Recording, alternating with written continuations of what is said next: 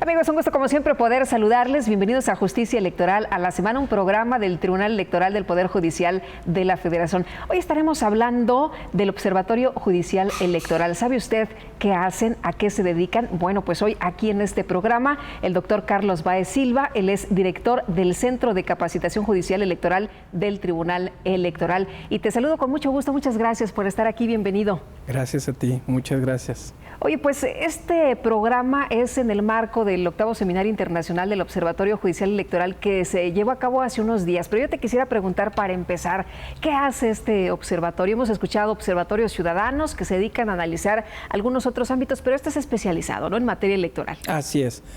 Bueno, como su nombre lo indica, el observatorio se trata de observar. ¿Qué observan? O en qué consiste la observación? En este caso consiste en, pues, ver, analizar la actividad en particular de este tribunal. ¿Qué implica analizar la actividad de este tribunal? La actividad jurisdiccional de este tribunal. Y la actividad jurisdiccional, como cualquier otro tribunal, pues en este caso, se concreta en las sentencias que dictan sus diferentes salas. Y en particular, este seminario judicial electoral, cuya 8ª versión celebramos hace algunos días, pues se centra en la observación, es decir, el análisis, la reflexión en torno a diversas sentencias dictadas por la Sala Superior del Tribunal Electoral del Poder Judicial de la Federación. Y bueno, esto a lo mejor se oye muy lejano a la ciudadanía, ¿no?, las sentencias del Tribunal Electoral, pero son las que nos afectan directamente a los ciudadanos. Por supuesto. Tenemos que ver, estamos involucrados. Por supuesto, y el objetivo del observatorio precisamente consiste en, atendiendo a lo que nos prescribe la Constitución, pero no solo porque nos lo prescribe la Constitución, sino por propia convicción, pues institucionalmente el Tribunal se ha volcado a generar no solo la divulgación de las sentencias, sino también el análisis de las mismas y la discusión que tras ese análisis se puede generar, se puede llevar a cabo. Y en ese análisis y en esa discusión, pues estamos interesados todos, no nada más los especialistas o los servidores públicos electorales. De hecho, una buena parte del público que nos acompañó, no solamente a esta 8ª ocasión en que se celebró el Observatorio Judicial, sino ya público frecuente o constante en estos ejercicios, está constituido no principalmente por servidores públicos electorales, sean nacionales, federales o estatales, sino fundamentalmente por jóvenes estudiantes de los últimos semestres de la carrera o estudiantes de posgrados. Es un público que se acerca. Otro público muy atractivo que se acerca a observar y a presenciar estas discusiones y análisis en torno a las sentencias del tribunal, lo constituye en general la militancia de los partidos políticos, en mayor o menor medida, pero los militantes se acercan también a este ejercicio de análisis y reflexión en torno a las sentencias, es decir, ciudadanos en general. Dime una cosa, en el caso de este 8º seminario se habló de diferentes aspectos, por ejemplo, restricción del sufragio. Y ahí tenemos muy fresco el tema porque fue a nivel nacional, a pesar de que la discusión era en una delegación del Distrito Federal. Sí, así es. Bueno, la temática del observatorio o de los observatorios va variando año con año. Una vez que estamos preparando, estamos organizando el seminario, pues se consulta a los integrantes de la Sala Superior las temáticas o los temas en torno a los cuales sería pertinente organizar el observatorio. Sí. Y en esta ocasión, uno de los temas, entre otros, fue precisamente el de la restricción del sufragio. Ahí se llevó a cabo un análisis, una reflexión, una discusión en torno a un precedente de la Sala Superior y un precedente de la Corte Interamericana de Derechos Humanos. La siguiente pregunta podría ser, ¿y qué tiene que ver aquí una sentencia de la Corte Interamericana de Derechos Humanos cuando el Observatorio Judicial Electoral versa en torno a las sentencias de este Tribunal Electoral? Pues precisamente porque en esta ocasión el octavo observatorio tuvo por subtítulo los diálogos la generación de un diálogo jurisprudencial. Esta figura en la cual, pues, este tribunal, como muchos otros, ha centrado su actividad jurisdiccional en la tutela de derechos humanos, porque los derechos políticos son derechos humanos, y en ese sentido el intercambio de criterios, primero el conocimiento de criterios de los otros tribunales que están tutelando en la región derechos políticos, pues es fundamental. Y en esta ocasión, insisto, el análisis se dio en torno a un precedente que todos conocimos como el caso Xóchitl Gálvez, sino a la par el precedente también de la Corte Interamericana, soy malo para los nombres, el caso López Mendoza contra Venezuela de la Corte Interamericana. Sí. Pero si me dices Xóchitl Gálvez, ya le voy entendiendo, ya claro, sé de qué se trata. La restricción o las posibles, digamos, la constitucionalidad o la corrección de las limitantes o de las restricciones que cualquier ciudadano puede enfrentar para ejercer sus derechos políticos. O sea, en este caso fue ella, pero pudo haber sido cualquier persona de nuestro auditorio que pudiera haber estado en una situación como la que se presentó, en la que ella tiene una credencial de elector que corresponde al estado de Hidalgo. Ella quiere ser delegada de la Miguel Hidalgo, pero en el Distrito Federal, y entonces ahí todo el mundo dice, sí se vale, no se vale, se puede o no se puede, y esto se va al Tribunal Electoral. Sí, y qué bueno que lo mencionas, porque en efecto, no se trata de analizar las sentencias que traigan nombres por todos conocidos o que aparezcan en los titulares de los diarios. No ese es el objetivo. Claro, en esta ocasión, el personaje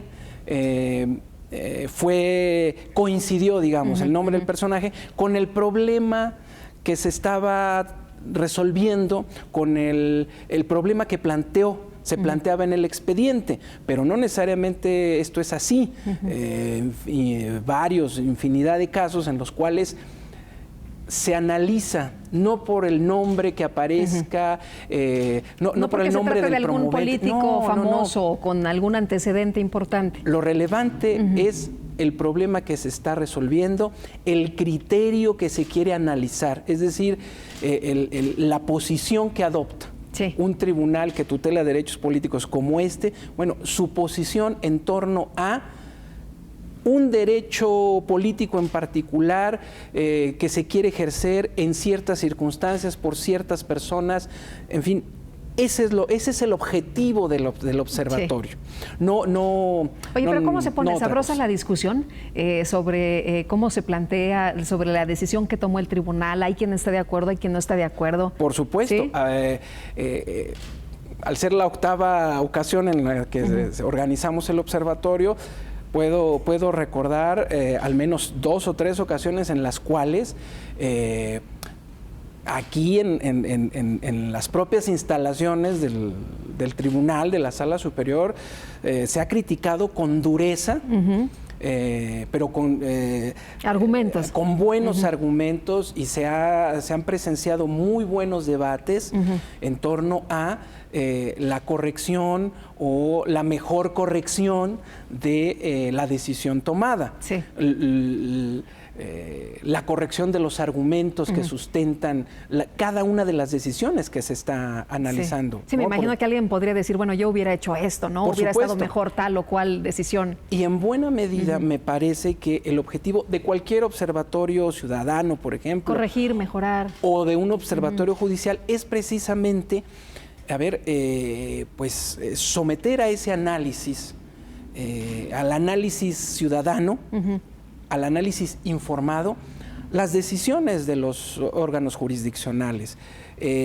Por necesidad de nuestro sistema normativo y de cualquier sistema político, siempre debe de haber un órgano que diga la última palabra. Sí.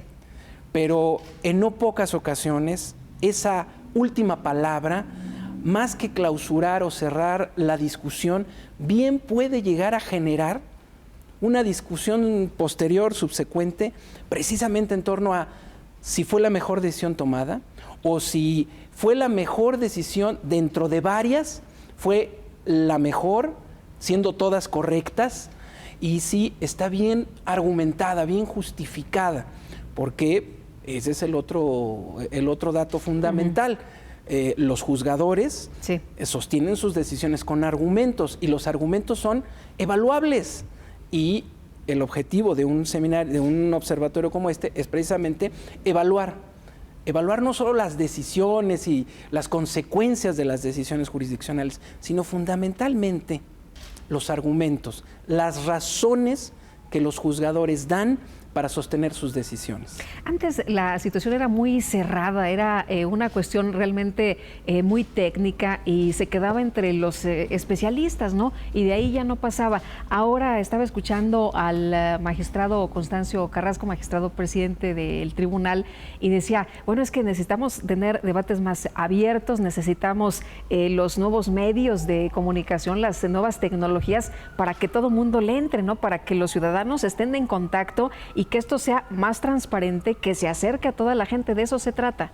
Así es. Bueno, lo técnico, digamos, en la toma de una decisión, pero sobre todo en la justificación de una decisión jurídica, jurisdiccional, se sigue manteniendo. Evidentemente, yo creo que a lo que nos enfrentamos es precisamente a un cambio en torno a la percepción del desempeño de la función jurisdiccional. Es decir, por supuesto que los jueces se expresan, hablan a través de sus sentencias, pero en buena medida, digo, una sentencia es una prescripción, es un hágase esto o aquello. Sí. Y para conseguir que se cumpla aquello que se está prescribiendo, pues es fundamental que aquel a quien se le está prescribiendo entienda, reciba, comprenda a cabalidad lo que se le está diciendo, lo que se le está prescribiendo. Pues sí. Entonces, que no necesites un abogado que te traduzca lo que te quisieron decir, ¿no? Exactamente. Y quizá, y me hago cargo ahí, puesto que soy abogado, quizá abusamos en la profesión de tecnicismos o cierta jerga que en ocasiones empleamos, como hacen cualquier otro profesionista, ¿verdad? Pero al margen, en general, de las profesiones jurídicas, tratándose del dictado de sentencias, de la generación de proyectos de sentencias, y ahí hablo desde mi experiencia como secretario, es fundamental, como bien lo sostiene el magistrado presidente, don Constancio Carrasco, ser transparentes. Y la transparencia, pues, arranca sí o se manifiesta sí cuando a las pocas horas de haber tomado la decisión, el texto de la sentencia está colgado en la página de internet del tribunal, pero además en la facilidad con la que de la lectura que hace uno comprende o desprende el sentido de la decisión y sobre todo las razones que la sostienen. Permíteme preguntarte de otro punto que también se revisó en este seminario y que ha sido uno de los que me parece que se ha discutido más durante todos estos meses, el tema de la libertad de expresión en campañas políticas, obviamente, ¿no? Así es. Ahí también estuvimos en presencia del análisis en torno a 3 diferentes precedentes de la Sala Superior, y como clara manifestación o como claro ejercicio de un derecho humano, que es el derecho a expresarnos con libertad, pues a partir de la más reciente reforma, tanto constitucional como legal, en la materia, pues hubo modificaciones a esto que le hemos denominado modelo de comunicación política. Sí. Y como consecuencia no solo de esta, sino de cualquier reforma, y principalmente una reforma electoral, pues todos los actores en el proceso electoral, pues están, digámoslo en término muy claro, pues probando las normas. Y los órganos electorales, tanto los administrativos como los jurisdiccionales, pues a su vez al estar aplicándolas, las están dotando también de sentido, de significado, le están dando un sentido a ese texto normativo. Y en materia de libertad de expresión, a lo largo de todo este año, a lo largo de 2015, precisamente porque se desahogaron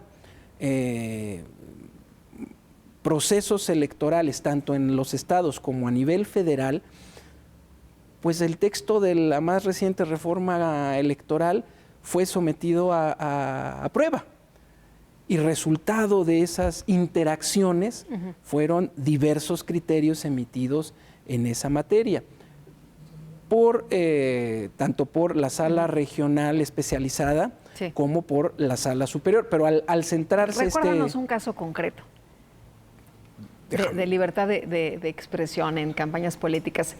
El famoso, solo otra vez, insisto, no tiene que ver con el personaje. Con el personaje, pero lo que aquí se conoció como el caso o el precedente López Dóriga, ¿no? Relacionado con, seguramente muchos de quienes nos ven lo recuerdan, aparece la imagen de este comunicador en un spot. De un partido político, sin hacer mención del nombre de la persona, es decir, aparece solo su imagen.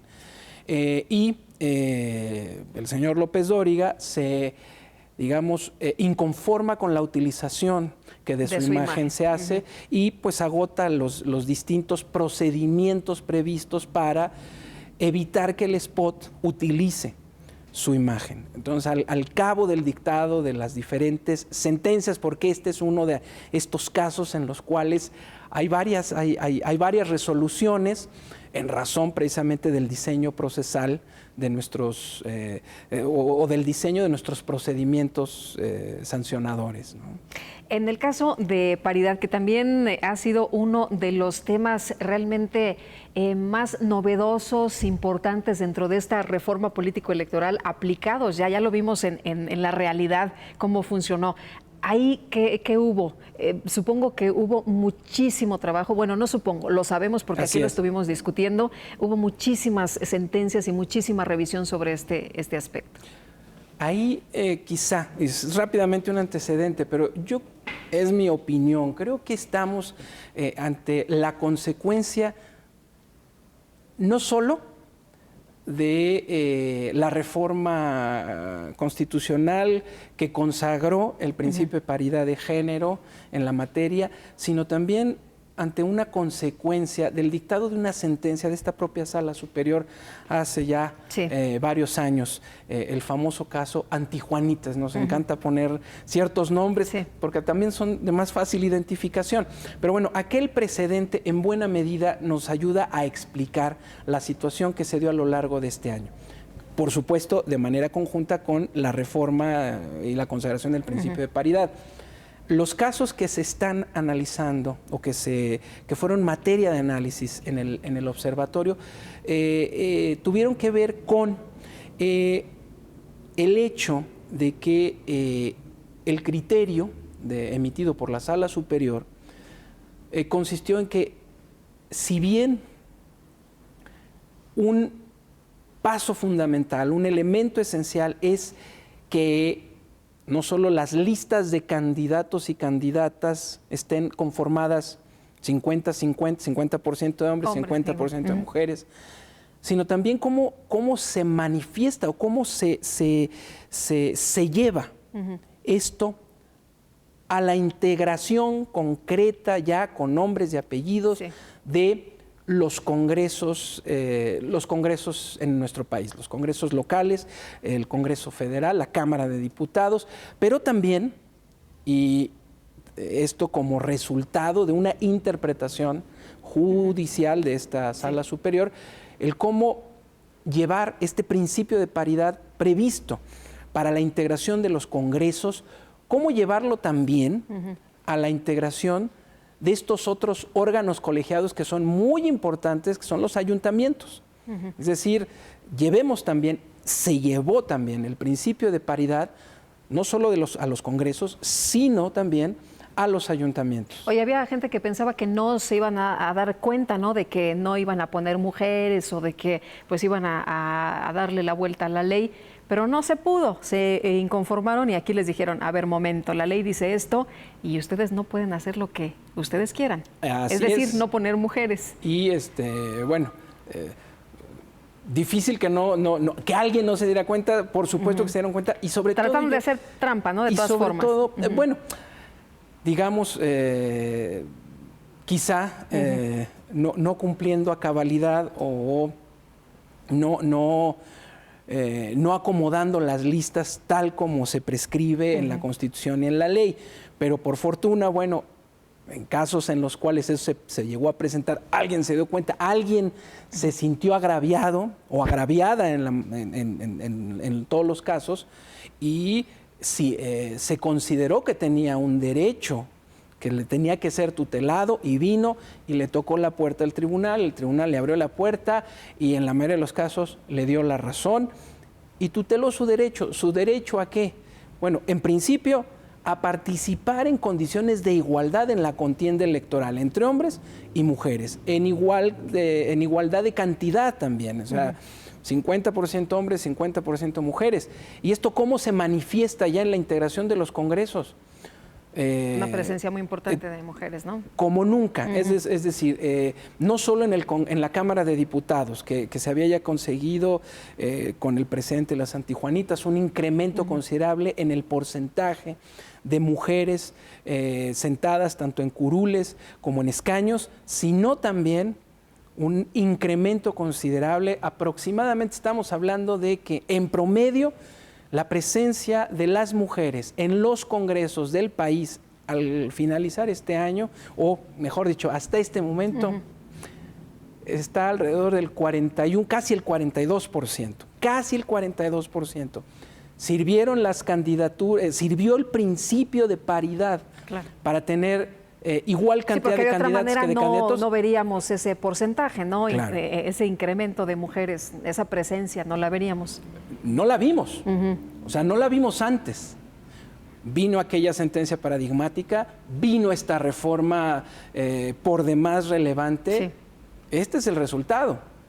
Este es el resultado. Por supuesto que antes no existía esa presencia.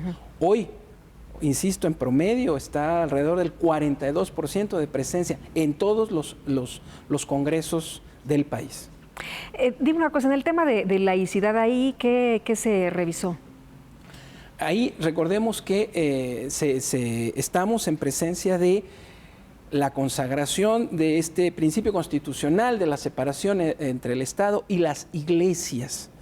Y a partir precisamente de este principio y de la prescripción en materia electoral muy concreta en torno a la prohibición de utilizar símbolos religiosos, expresiones religiosas, manifestaciones de culto, etcétera, vincularlas a lo electoral, claro, estamos en presencia de uno de estos temas o de una de estas ocasiones en las cuales, pues,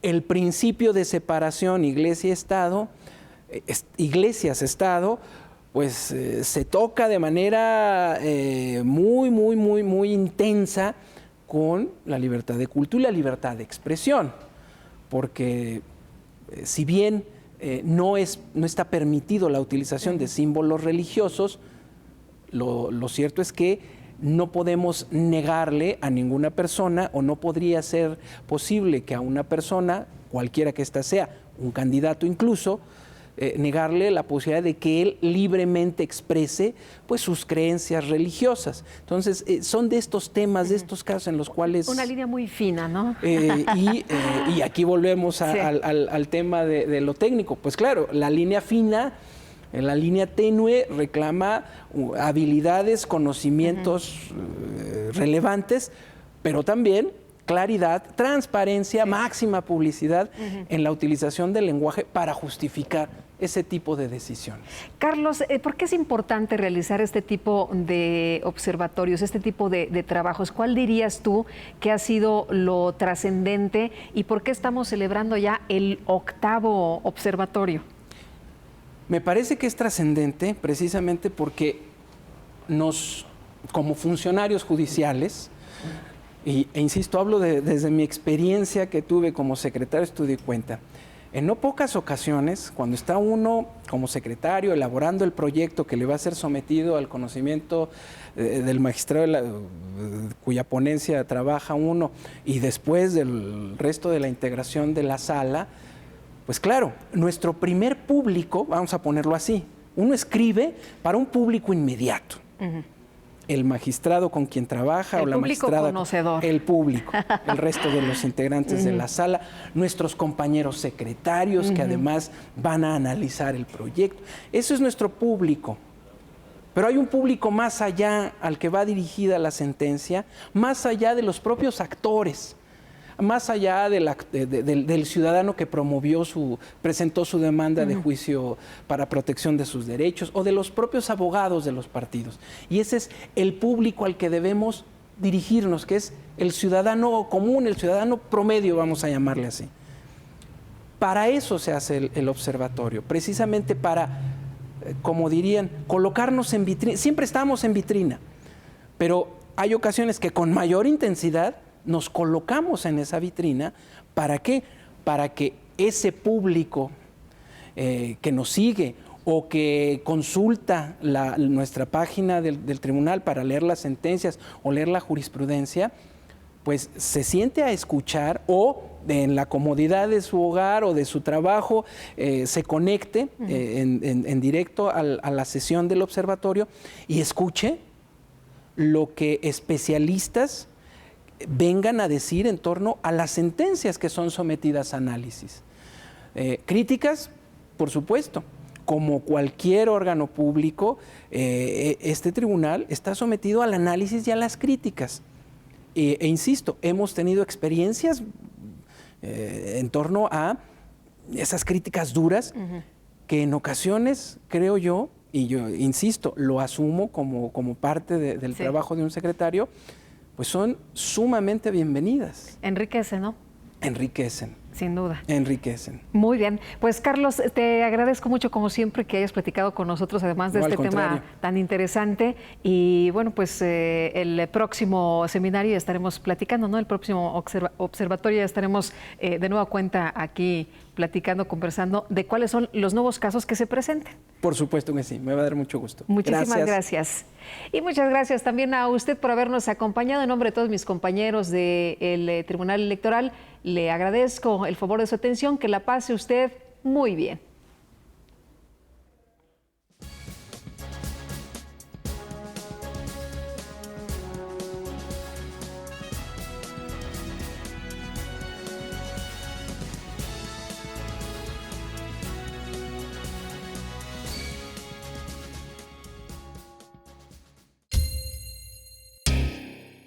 El Tribunal Electoral del Poder Judicial de la Federación emitió, previo a la jornada electoral, importantes resoluciones para dar solidez a la figura de candidaturas independientes.